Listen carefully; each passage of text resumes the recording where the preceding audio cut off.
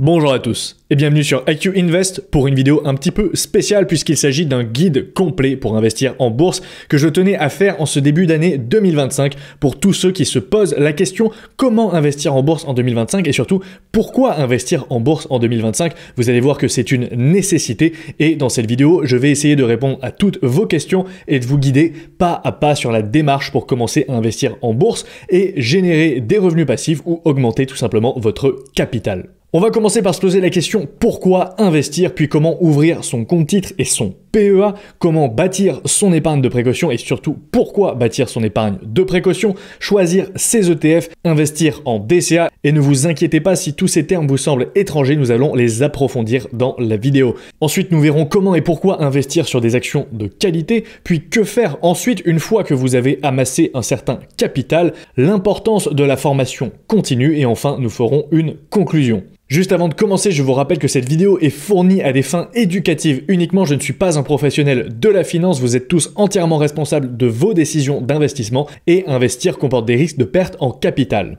Ceci étant dit, donc commençons par la base. Pourquoi investir en bourse? Si vous êtes sur cette vidéo, c'est que vous voulez investir et ça peut être pour plusieurs objectifs. Se protéger par exemple de l'inflation qui grignote petit à petit votre épargne et votre pouvoir d'achat, surtout ces dernières années. Je pense que vous l'avez tous remarqué. Ensuite, générer potentiellement des revenus passifs. Vous savez, en bourse, on peut générer des dividendes et donc des revenus passifs ou encore avoir plus de patrimoine pour préparer potentiellement une retraite, qu'elle soit anticipée ou pour tout simplement compléter votre retraite officielle. L'investissement et plus particulièrement la bourse est donc un des meilleurs moyens pour créer de la richesse durable et pour générer des revenus passifs. Et la beauté de la bourse, c'est que les revenus passifs en bourse sont réellement 100% passifs puisqu'il s'agit de dividendes, vous n'avez absolument rien à faire pour les toucher, contrairement par exemple à l'immobilier qui sont des revenus actifs. Pour moi, ce ne sont pas du tout des revenus passifs, en tout cas si on parle d'immobilier locatif qui demande énormément de travail.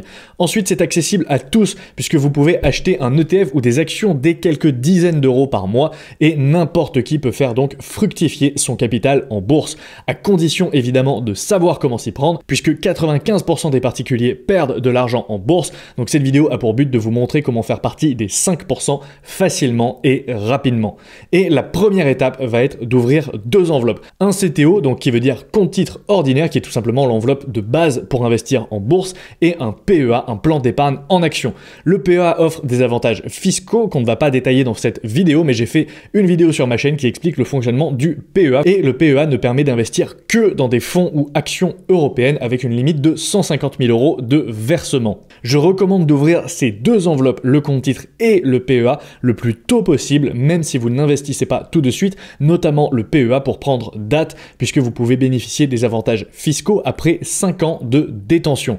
Et pour moi, le meilleur broker, donc la meilleure plateforme pour ouvrir ces deux enveloppes, que ce soit le compte titre ou le PEA, est Interactive Broker. Je précise que je n'ai aucun partenariat avec eux, je suis juste persuadé que ce sont les meilleurs du marché, que ce soit en termes de frais, ils ont très peu de frais, mais aussi en termes d'expérience utilisateur et de fonctionnalités apportées. Donc la démarche est relativement simple, rendez-vous sur www.interactivebrokers.ie/fr, vous suivez les instructions, vous cliquez sur ouvrir un compte, c'est 100% gratuit et vous allez voir, ça se fait relativement facilement. Vous allez d'abord devoir ouvrir un compte titre si vous n'en avez pas déjà, puis ensuite faire la demande pour ouvrir un PEA une fois que vous aurez ouvert votre compte titre chez eux. Une fois que vous avez ouvert ces deux enveloppes, avant d'investir le moindre euro, avant d'investir le moindre centime en bourse, vous devez respecter des prérequis qui sont pour moi indispensables puisqu'il faut avoir deux poches d'épargne distinctes. L'épargne de disponibilité qui représente un mois de salaire et qui vous permet tout simplement de faire face à des dépenses plus ou moins importantes. Par exemple, le remplacement d'une pièce sur votre voiture ou encore potentiellement le versement de votre salaire si votre employeur met 15 jours par exemple à vous payer. Eh bien vous, dès le premier du mois, vous pouvez vous verser vous-même votre salaire en attendant le paiement de votre employeur pour ne pas être pris à la gorge. Ensuite, vous avez l'épargne de précaution qui, elle, vise à ne pas être touchée. Contrairement à l'épargne de disponibilité dans laquelle vous pouvez piocher, l'épargne de précaution, elle, doit rester fixe et vous ne devez pas y toucher et vous ne devez la toucher qu'en cas d'extrême nécessité et elle doit représenter entre 3 à 6 mois de salaire. Donc que ce soit pour payer des frais importants, par exemple si vous avez un accident de voiture et que vous devez remplacer votre voiture ou ou pour payer potentiellement des frais de santé, des travaux sur votre maison ou encore faire face à un licenciement. Si par exemple vous êtes licencié et que vous devez attendre 2 mois pour toucher votre chômage, en général il y a 1 mois et demi à 2 mois de délai, et bien tout simplement vous pourrez piocher dans votre épargne de précaution et avoir l'esprit tranquille.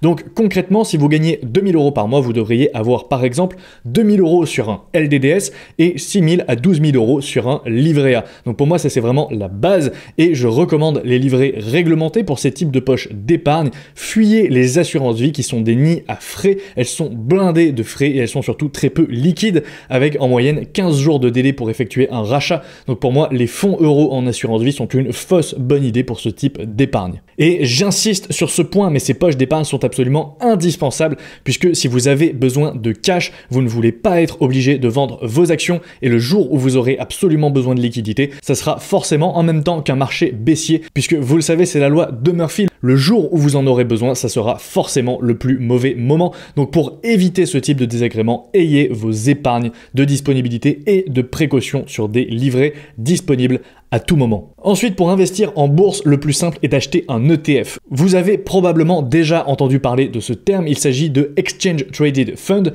ou des fonds gérés de manière passive et ce sont des fonds qui répliquent en général des indices boursiers qui sont composés de plusieurs entreprises comme le CAC 40 en France qui est composé des 40 plus grosses entreprises ou le S&P 500 aux États-Unis qui est composé des 500 plus grosses entreprises américaines. Et pour moi, le meilleur moyen de commencer est d'investir en Amérique et c'est tout. Le S&P 500 est la base, ne vous embêtez pas avec l'Europe, le Japon ou les pays émergents, ce sont des régions du monde qui ont une moins bonne performance à long terme. L'Amérique bat tous les autres pays depuis plus de 100 ans et c'est pour une bonne raison, c'est tout simplement car l'innovation se trouve aux États-Unis. Il n'y a pas d'autre endroit dans le monde où il y a autant d'innovation qu'aux États-Unis.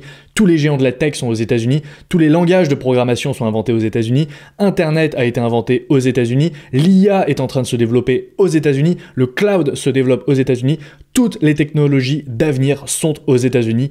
Point. Donc le meilleur ETF pour moi est le ESE, donc le ticker ESE, donc c'est un ETF de BNP Paribas qui réplique le S&P 500 et qui est disponible sur PEA dès 30 € la part, donc c'est très accessible, dès 30 € par mois vous pouvez commencer à investir sur cet ETF et je vous recommande d'utiliser le site Just ETF pour trouver des informations sur les ETF que vous recherchez, c'est le site le plus complet selon moi. Et si vous voulez pimenter un peu votre portefeuille pour compléter ce S&P 500, vous pouvez ajouter un ETF Nasdaq 100 comme le PUST de Amundi qui peut venir en complément et ajouter une pondération sur la technologie et sur certaines entreprises comme Nvidia, Apple, Google, etc. Ensuite, la manière la plus simple d'investir, c'est d'investir en DCA. Donc le DCA, le Dollar Cost Averaging, est le meilleur moyen de commencer à investir, que vous ayez beaucoup de cash à investir ou pas. Donc concrètement, qu'est-ce que c'est? C'est tout simplement le fait d'acheter un petit peu tous les mois, peu importe le prix du marché, et comme son nom l'indique, vous allez donc moyenner le marché. C'est-à-dire que vous allez acheter quand c'est haut, vous allez acheter quand c'est bas, et donc vous allez avoir un coût moyen d'acquisition qui va être très intéressant à long terme. Et dès que vous pouvez investir plus de 30 € par mois, achetez un ETF S&P 500 sur PEA. Pourquoi sur PEA? Car vous bénéficierez de l'avantage fiscal, et c'est la solution la plus simple pour commencer à s'exposer au marché à moindre risque, et surtout en misant sur le S&P 500, vous misez sur les États-Unis, vous misez sur l'avenir, et vous misez sur les 500 plus grosses entreprises américaines qui sont toutes mondialisées, donc n'ayez pas peur d'investir sur les États-Unis. Et vous pourrez espérer un rendement moyen de 10% par an, ce qui sur le long terme est énorme. Comme vous pouvez voir la simulation à droite que j'ai fait avec le site Calculatrice Intérêt Composé, qui simule un placement de 200 € par mois pendant 30 ans, qui offre donc à la fin, au bout de 30 ans, 412 000 €, ce qui est impressionnant. Et si vous avez beaucoup d'argent à investir, mettons que vous ayez une somme de 10, 20 000 ou plus à investir, vous pouvez tout simplement découper cette somme en 24 parts par exemple, et acheter un petit peu tous les mois. Comme ça, vous prenez moins de risques, surtout en ce moment, à l'heure où je tourne cette vidéo, les marchés sont très élevés, surtout les marchés américains, ils sont très chers, et donc si le marché baisse en 2025, vous pourrez de cette manière en profiter. Vous pouvez acheter tous les mois, que le marché soit cher, pas cher, vert ou rouge. Vous achetez tous les mois, vous ne vous posez pas de questions sur les ETF et ça sera la meilleure manière de commencer à investir, la meilleure manière de s'exposer au marché à moindre risque et surtout à moindre frais. Ensuite, maintenant que vous avez construit un beau portefeuille d'ETF simple et efficace et que vous vous êtes passionné par la bourse, il va être temps d'aller chercher l'extra mile, d'aller chercher la petite étape supplémentaire et vous pouvez essayer d'allouer une petite partie, peut-être 10 10 à 20% de votre portefeuille pour commencer sur des actions individuelles de qualité. Vous pouvez apprendre à les analyser et à investir dans le meilleur. Personnellement, si c'était à refaire, d'ailleurs, je garderais mon PEA uniquement pour les ETF. Donc en l'occurrence, à titre personnel, je possède un ETF S&P 500 et un ETF Nasdaq 100, donc les deux que je vous ai présentés, à savoir le ESE et le PUST. Et mon compte titre, je le garderai uniquement pour les actions, que ce soit les actions internationales ou les actions américaines, puisque cela évite les biais liés aux actions européennes. Et ici encore, si vous devez faire des analyses d'actions, privilégiez l'Amérique, c'est là que se trouve l'avenir et c'est surtout là que se trouve la majorité des entreprises de qualité, ce n'est pas en Europe. Et si vous travaillez sérieusement, vous allez énormément apprendre sur le business, sur le marché, sur la bourse en général, et vous pourrez viser le Saint Graal, à savoir battre le marché, battre le S&P 500 avec votre portefeuille action, et c'est quelque chose qui est extrêmement satisfaisant et surtout qui est relativement difficile à faire sur le long terme. Et maintenant, donc, une fois le pactole amassé, après 10, 20 ou 30 ans de travail et d'investissement acharné, que faire?